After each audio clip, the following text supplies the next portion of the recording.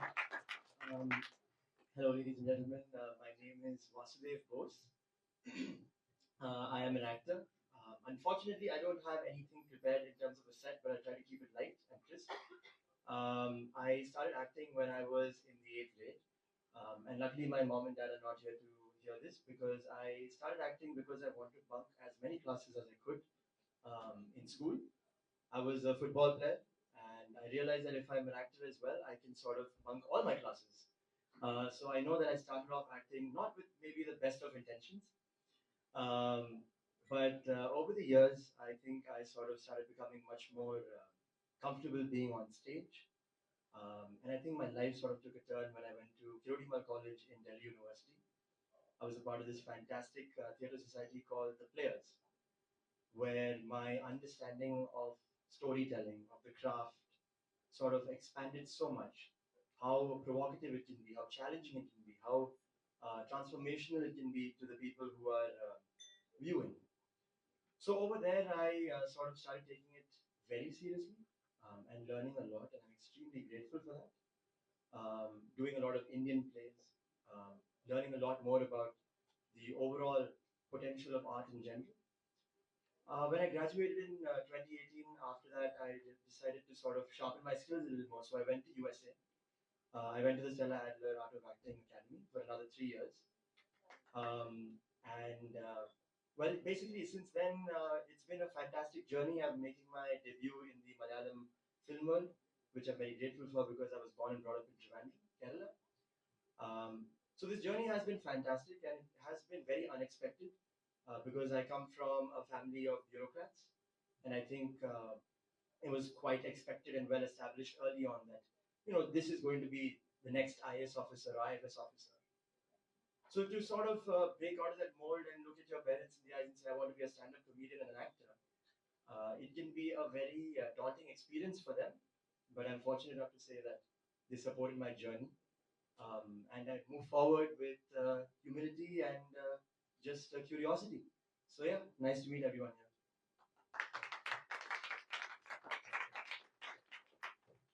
Hi again, everyone. We have already met, but for those who didn't catch me the first time, I am Akanksha Arora, and I am recovering from something, which is why I sound like this today. I am also a stand up comic. I am not an actor. And I guess the difference between me and you is that I didn't ask anyone. I didn't ask anyone or tell anyone that I was gonna do it. I just started doing it, and I started doing it because I was working a completely soul-sucking corporate job at Disney Channel, which I'm very grateful for the experience and the resume badge of that job. But as I was doing it, I was like, man, did I really immigrate all the way to the United States to Los Angeles and go through all that paperwork and all those ordeals to sit here and send emails? Like, is that it? I'm just gonna be a spicy cog in the machine. So I just started doing stand up as a way of kind of testing my comedic voice because when I did studied screenwriting, it was to write for comedy shows and to write for TV shows that were comedic. And I ended up in the kids space, which is the furthest thing from writing comedy. So, but a check is a check, and a Disney check is a Disney check.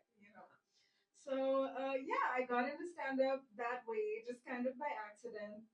My parents had no idea, and they were pleasantly surprised when they found out. They were like, okay, that's cool. And since then, I have kind of traveled around the world doing it. I've performed at Just for Laughs in Toronto. I just completed a comedy tour this year where I performed in New York City, Austin, Chicago. And now I'm like at my final destination, which is Bombay, and which is the most intimidating destination in my opinion, because now I have to kind of rewrite my set to be funny for India. So I guess like I'll just start with asking you that because you have like a similar experience between the LA and India of it all. Do you feel like your style and your persona kind of changes depending on where you are geographically? Do you feel like you have to write new sets or write new materials to the sensibility of LA versus India? I think so because I think the cultural context sort of changes where you are. But I think at its very core, the essence is something that I'm hoping to transcend between borders. the kind of humor that I have or the brand of comedy it is. A lot of the things I speak about is quite political in nature. It's a lot of satire. So almost every time I do a set, I make a lot of people laugh and some people extremely offended and grumpy. But I promise I do it with the right intentions. Um, as far as the sort of brand of humor, I think yes, certain tweaks are made, especially when you go to LA. But I think the overall sort of premise that you set in general for what you want to talk about in a set is sort of dictated by where you are and what you really want to talk about. Because contrary to perhaps popular belief, as much as stand-up comedy is about making as many people laugh and have a good time, I think it's also an absolutely incredible way of challenging perspective and putting a message out there. So yeah, it absolutely does sort of change depending on where you are, but the core I still think remains the same. Yeah. But if I can ask you a quick question, so you said that being in Bombay is definitely it's a different behemoth altogether. Yeah. But what are the sort of, what's your experience been like in Bombay? Because I've also just come back from LA, moving to Bombay, and yeah, it is fast paced. There's a lot happening. I would love to know what your journey's been like. Yeah, so I was born and raised in Bombay actually. And I've always had this kind of cheeky sensibility that is very typical of Bombay humor, like the puns, the kind of tongue in cheek kind of humor. And I've sort of brought it and incorporated it into my stand up that I do in LA. And I think in terms of coming back here now and trying to revisit, it's almost like Bombay is turning into a mini LA of its own. Like I'm following the same routine that I follow there. I wake up, I get my oat milk latte, I go to Pilates. I'm like, this is all happening in Bombay. I go on a date on Hinge. And I'm like, okay, it's interesting, like the LAification of Bombay. There's a cafe in Bombay that is called Cafe Bougie, Boojee, and they are serious about that. It's not they're not being funny, they're not being campy. The people who go to Cafe Bougie like really think that they are bougie. And so it's just like it's just observational for me where I'm like I've kind of noticed a huge change in the culture, and maybe I'm only talking about Bandra because Bandra is not Bombay. Um, but yeah, I think I've just noticed that there's always been sort of this fascination with the West and Western lifestyle and Western culture. But having lived out there now, I'm like, no, it's a scam. Like it's it's overrated, and the only good thing about living in the States is earning green money and spending it here. Like that's like my candid opinion about it. How do you? I couldn't agree more Yeah. with that because I think I went to LA with huge dreams and I thought, oh my God, this is such a level up as a human being. And I think I realized very early on that why should this be a level up? I mean, I'm here to study, which is fantastic, amazing professors. But yeah, I think sensibilities, if you are there for the right intentions, I think it translates across borders. So yeah, when I went to LA, I was sort of confused. How do I become someone from LA? And then I realized most people in Bombay, Delhi, are kind of already from LA without ever being to They're LA. already there. Yeah. So it wasn't as big a culture shock as I expected, but I was very fortunate to be in a school full of very supportive human beings. Um, and being in a group of being with a group of actors because our school only inducts 24 actors a year. So whether you like it or not, over the 3 years, you're going to be close to each other. You're going to be vulnerable with each other, and you are each other's support system. So in that sense, my experience in LA, yeah, I think earning the green moolah is a huge benefit. But other than that, I think you can absolutely thrive as long as you have the right company. So that's something that I keep very close to myself. And I think in this industry, you need to have a good radar in terms of who are the right people to trust, who you should be making your mentor, and never forget what your real goal is. Uh, because again, candidly speaking, my goal isn't necessarily to be the most famous actor with 3 villas in LA and one in Bombay.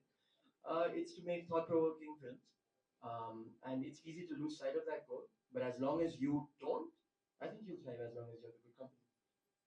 So just one villa in Bombay then? Yeah, yeah, yeah. I don't think I can afford much more. That's modest. No matter how much I have. Nice. No, I definitely empathize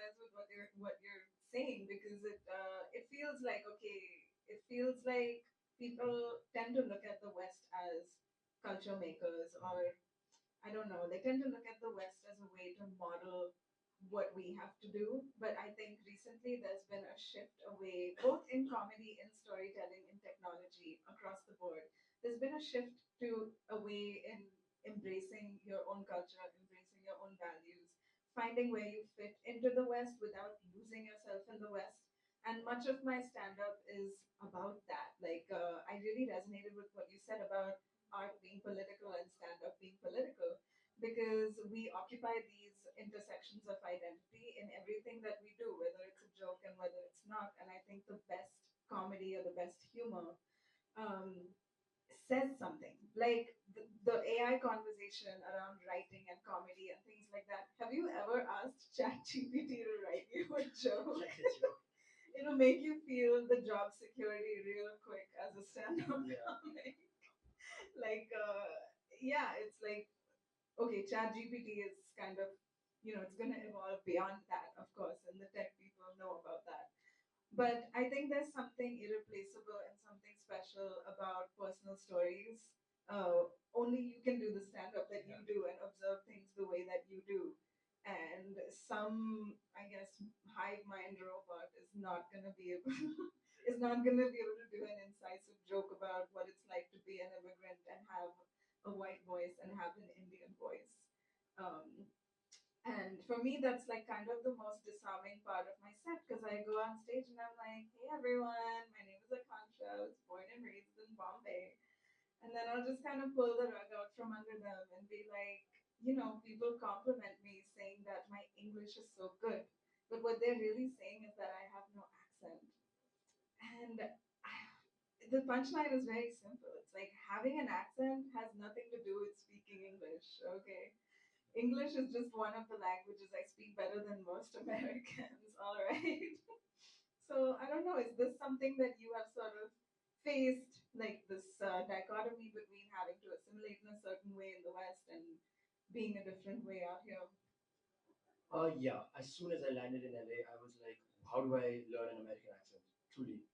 And I think that sort of thought process lasted for 24 hours because I looked at myself in the mirror and said, what are you doing?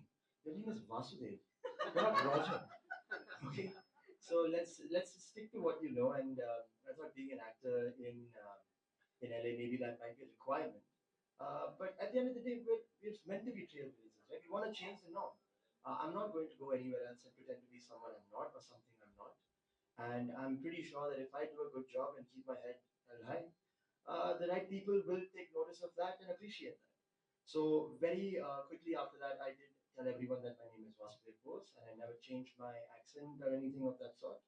And what that actually led to was a lot of people being very interested in where I'm really from, because people in the West have a lot of stereotypes in their mind about or preconceived notions about India, and it was beautiful to sort of call people over for Onam, call people over for Diwali, teach them words in Hindi, which are not just cuss words. I was going to say. Yeah, the good words in Hindi and Malayalam. Uh, and just to see people be so intrigued and interested in who you are and your culture, something that I looked down upon when I was younger, it was overall just a very awakening moment. And I don't think we should change anything. Of course, we need to adapt, but I don't think we need to change drastically.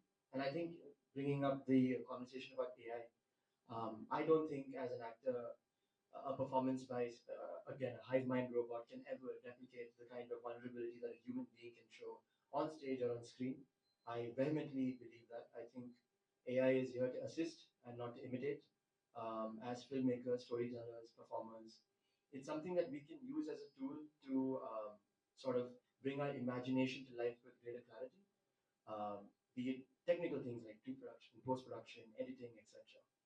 Um, or on a general level, if you have a vision in your mind that you can't really put out there, you can use certain tools in AI to sort of bring that to life and say, oh, this is what I was thinking about. Now I have a greater idea as to what that looks like.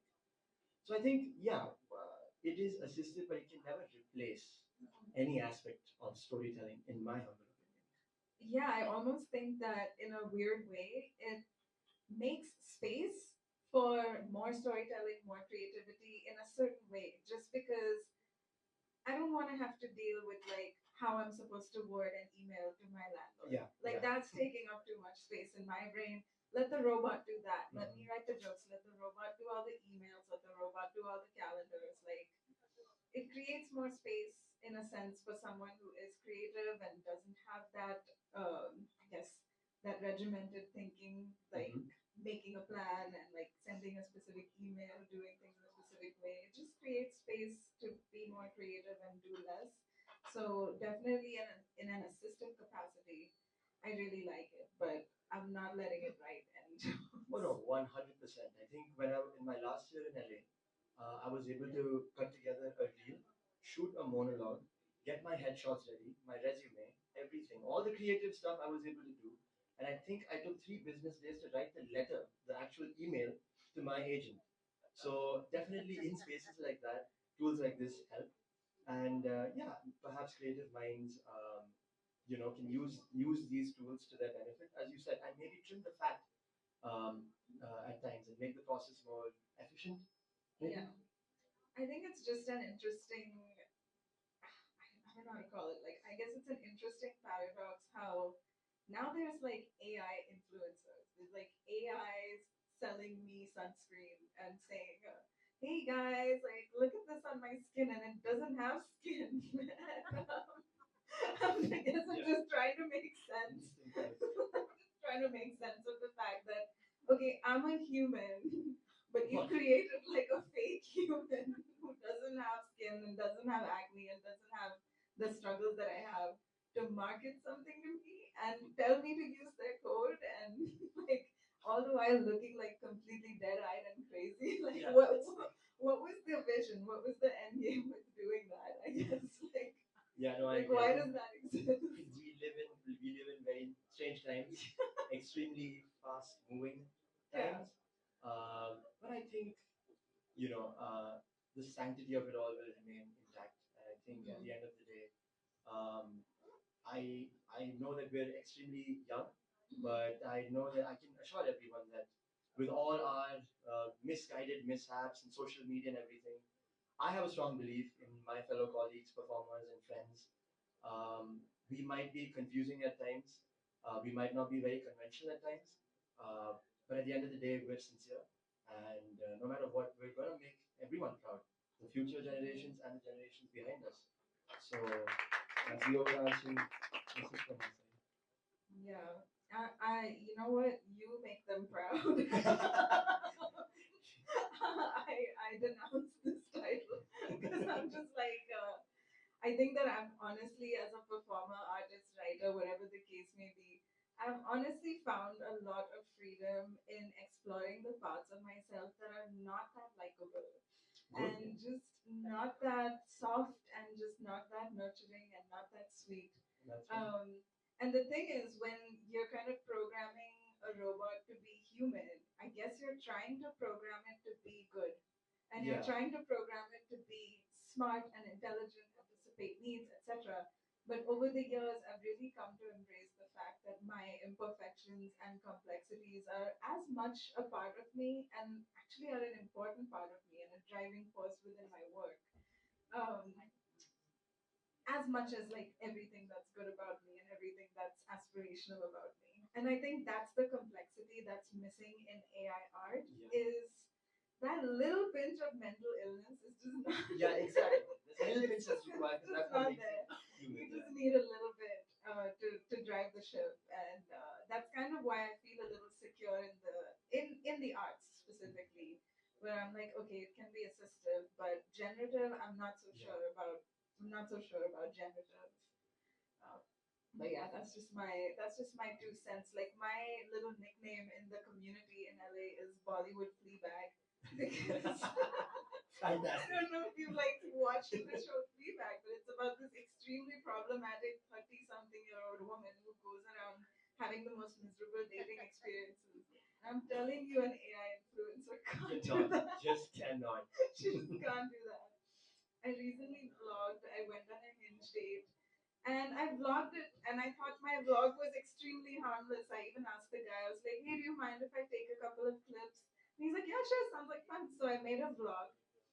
posted the vlog on Instagram. It has now crossed 3 million views because there's a gender war in the comments. Oh my god. Because the guy ended up buying me a nightie while we were on the date. Like we went to dinner, we were passing a market outside, and he ended up buying me a nightie. And it sparked this whole gender war in the comments of like, why are men expected to pay for things? And like, this woman just robbed him, and this, and that. And it was so funny because from my perspective, it's like, oh, I just went out, I got a coffee, I got a little nightie. And the whole response, the 3 million views, the thousands of comments, they're again an affirmation where like some things are just uniquely human Yeah. issues. Like the fact that this devolved in the way that it did. I would like to see the robots fight like that. There's no way. I would love to see it. I would like to see the robots in the comments calling each other names. There was one guy who wrote like a 10-point list of like how to be an alpha male Oh and my how god. to actually treat women Oh my god. on a date. And then there was women also in the comments just being like, dude, these men's egos are so twisted and hurt by one 200 rupees 90. And so, yeah, every time I spend any amount of time creating content on the internet, I'm just like, I don't know if the robots can do this. I Yeah, don't no. know if they can fight like this. Yeah. Do you create content online as well? I used to create a lot of content online, mostly sketches and things like that. But for the last 2 years, I've sort of been focusing on just theatre and film. So that's taken a backseat for now, purely because it was quite hectic to do it in LA. But yeah, I'm jumping back onto social media. I also wanted to sort of see what it would be like without social media for a while. Very sad. Yeah, trying to be at least, trying to be. But yeah, now I've sort of lived those 2 years without making content, and I still have my sanity with me. I'm still patient, blah blah blah. So now that I've passed that test, it's onwards and upwards. Follow me on Yeah. Instagram. Sanity is the price, isn't it? Oh yeah, 100%. Sanity All is the price of existing online. Because you just don't know what's gonna. You just don't know what's gonna happen. Like I never in my life expected that this less than a minute long vlog would be. would bring all the insults to the yard, get them all commenting on my page. And I ended up making a follow up post where I just talked about, what's really bothering them is not the fact that this man spent money. It's the fact that the basically that I owned the narrative and that I didn't go all dressed up on the date, that I guess I didn't in their eyes do anything to earn earn the princess treatment. Which according to them, princess treatment is one Vietnamese banh mi and one night. So I don't know. It's interesting because the internet and existing on the internet is like a call and response. You create what you think you want to create, and you can't anticipate really what the outcome is going to be. Which is why, like, when I mentor my young mentees or my young writers who are trying to get into expressing themselves and being out there online, I'll always tell them that you got to worry about what you want to say because you really can't anticipate how it's going to be received. Like that cannot be the focus. And I think when it comes to really personal arts like theater or like performing live performance, it's kind of the same thing. Like you read the room, but you never really know the I room. think you said it best. Just own the narrative. I think that's the overarching point. So yeah, own the narrative. Yeah, definitely. And sometimes the narrative is a Bollywood Fleabag narrative. And you just lean in and you just do it. Like the first thing when I land in Bombay is always, ma'am, itne sare tattoos. And I'm just like, yeah. And they're like, okay, real hai. And I'm like, real hai. And I used to think like, okay, maybe I should cover up my sleeve. Like maybe I should just like stop triggering everyone so much by like walking around with them. But at the end of the day, it's like your discomfort with my dimensions and my personality is ultimately not my responsibility. I'm here to exist and exist in all forms. And I think that those complexities again, I don't see them I don't see them fully represented or out there, like within our demographic, within what we see and understand